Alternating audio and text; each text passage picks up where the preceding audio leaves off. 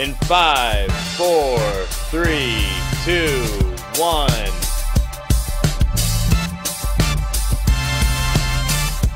Hello and welcome to the second edition of GUTV Bracketology. I'm Dan Serpy. And I'm Scott Weller. Thank you for joining us. Ladies and gentlemen, this may be television history tonight. Our anchor has a man bun.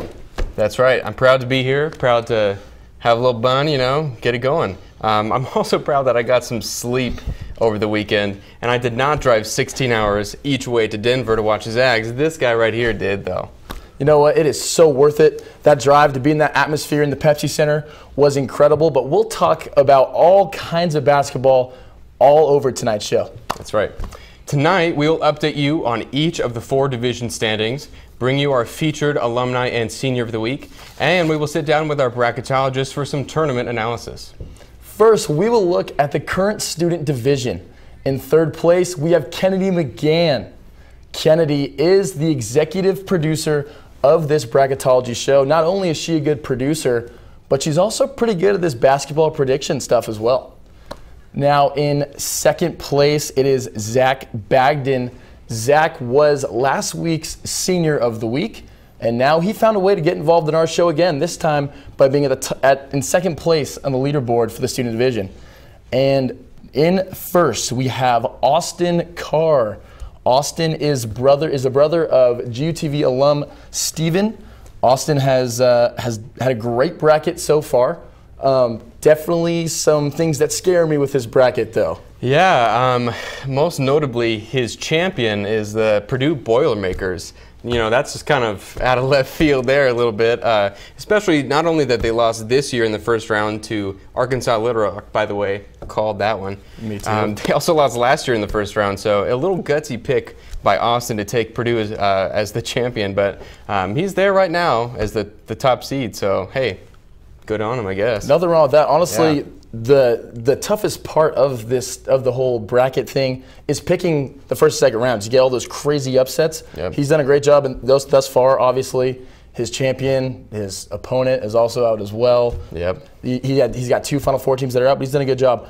And now Kennedy, I got a problem with her champion, and it's the Virginia Cavaliers. So that means they have to go through Gonzaga, and Yep. I don't agree with that one. Not at all, not at all. I'd say Virginia is definitely the number one seed that is probably the easiest to beat. If you had to play one of them, Virginia's a good one to play for sure. Hey, that Midwest region is nuts with Michigan State going down, but Zach Bagden in second, he's got the smartest pick of them all, and it is Gonzaga to cut down the nets. That's right, he sure does. It's a good pick. A Zag picks the Zags for sure. He's definitely the smartest Zag out of them all, if we can go that far. Well, we have a star-studded top 3 with 2 seniors of the week and our current executive producer. Now, that has been, we broke down their brackets. They have done a phenomenal job. That's right. Our Alumni Division has many different changes throughout the first 2 rounds. In third place, we have Kenny Pravitz. And Kenny is, he's a pretty interesting guy. He created GUTV's first game show. It's called The Bigger Picture. So he's got Kansas taking it. So he's still good. He's champion, still playing basketball. Second place, we have Justin Howard. He does some online communication stuff. His nickname was Towley when he was here. So I got the man bun, but his name's Towley. So I'm doing pretty good, I think. He's got Michigan State as his champion. So good luck, Justin, getting much further, but hey, good job you're here from the first 2 rounds. And in first place in our Alumni Division, we have Mac Hansen. He's a project manager with What's Next in Portland. Mac, though, also has an issue with his bracket. He has Michigan State going all the way. I can't blame him. I took the Spartans to go all the way as well, but Mac, you did a good job in the first 2 rounds. That's what got you here so far, but I have a feeling we'll be seeing you a little lower down next bracketology. Hey, again, it's those first 2 rounds. Those are the toughest to pick. You have no idea where these teams are going to come from. No one in the wildest imagination thought that the Middle Tennessee State Blue Raiders were going to knock off Tom Izzo and the Spartans. That's right. It's probably the biggest shock, certainly of this tournament, possibly in tournament history. There's only been a couple times where a 15 seed is taken down a number 2 seed, period. This was certainly one of the biggest ones with Michigan State.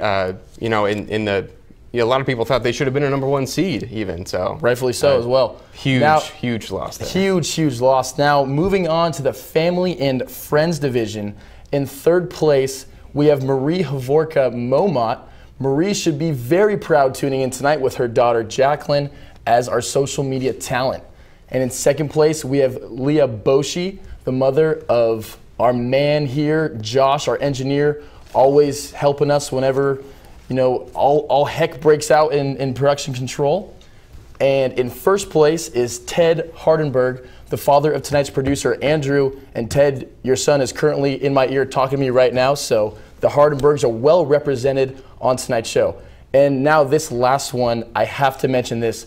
My own sister, Lauren and Serpy, is sitting in dead last at 146.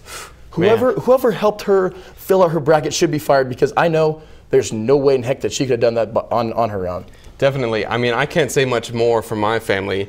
My mother is just a few places up from her at 143, so she had a few crazy picks. She did call a couple of them, but hey, you know, you got to try. That's what we're all here for. Love you, Mom. Now, about our friends and family brackets top 3, I think probably one thing is the most interesting, and we learned a little bit about this from Andrew, was his dad picked the top 4 correctly. I think that's probably one of the biggest things that has Ted in the top spot on our Friends and Family Division. And Andrew gives a little insight into his little strategy there.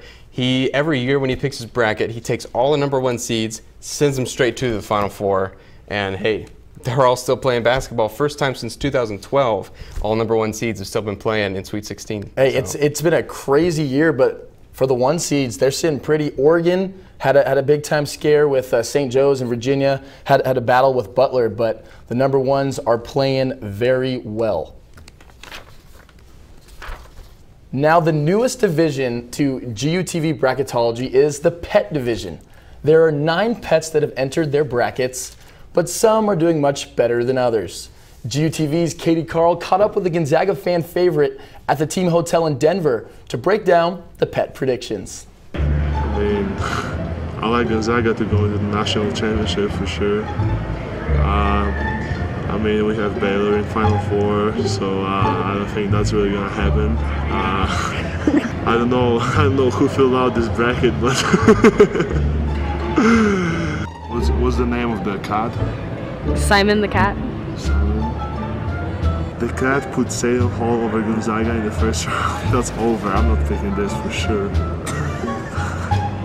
I'm going with the hands. I like this bracket. I think he got it right, you know. I was going to Final Four. I believe in that. I like it, Dan. I like it. We'll see. We'll see how it goes for you. Well, based on the standings, Barklow is doing much better than my cat Simon. I hear Shim's not exactly a cat lover, so it's no surprise that he took Barklow's bracket. Let's take a look at the standings for the pet division. In third place, we have Moose Wallweber. That is a cow of GUTV student Mariah Wallweber.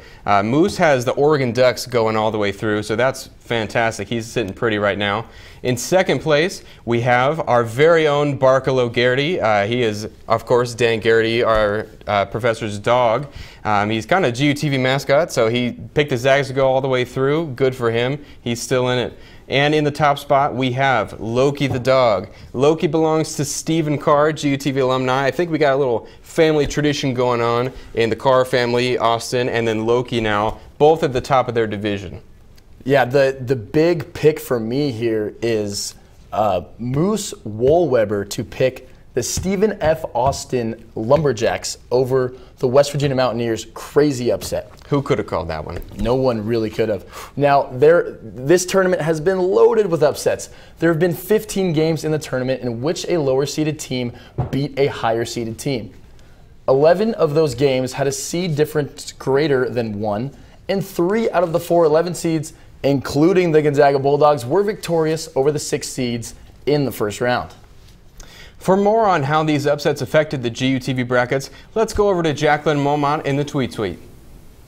Thank you, Scott. Well, as we all know, there's been a ton of upsets. I know it's thrown my bracket right out the window. I don't think I'm much in front of Daniel's sister, but I wanted to hear what was some of your biggest upsets. So let's take a look. At S. Cargo said, this Northern Iowa loss is the biggest choke in tourney history, right? I agree with you there. It was tough watching that game last night. At JFM Sports 57 said, biggest bracket buster in the tournament so far has to be Michigan State losing to Middleton, Tennessee in the first round. And at Sammy C. Tacky says, biggest upset, Michigan State. They destroyed my bracket. They did to mine. And at Jen Mo 13, a big part of my bracket was ruined by Stephen F. Austin upsetting West Virginia in the East bracket. If you did not see your biggest upset, tweet me and let me know what ruined your bracket. And also, let me know what your predictions are. Where do you think Gonzaga will go? And coming up, we will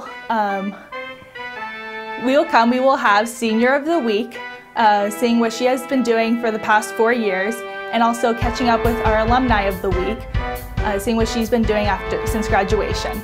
We are GUTV.